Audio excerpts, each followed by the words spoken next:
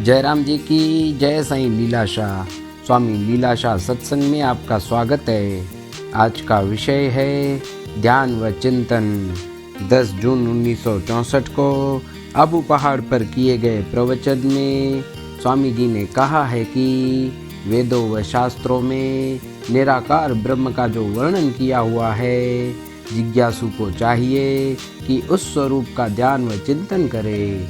चिंतन व ध्यान करते करते वही स्वरूप बन जाना चाहिए।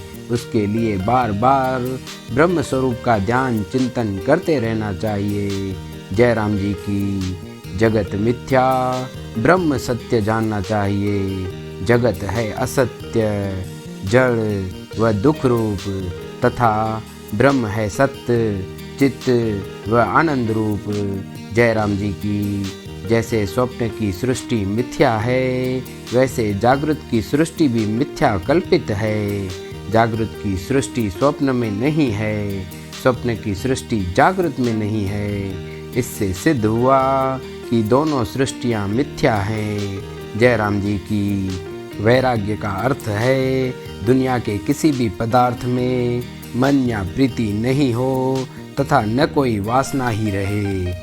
ऐसा नहीं है कि कोई हाथ में करमंडल लेकर जटाएं रखकर गेरू वस्त्र पहने तो वह वैराग्यवान बन जाएगा। यदि भीतर वासनाएं भरी हुई होंगी तो वह वैराग्यवान नहीं कहलाएगा। जयराम जी की। जिसका अज्ञान कर्म व वासनाएं नष्ट हो चुकी हैं, वह देह मुक्त हो जाता है, जिसका फिर जन्म नहीं होता।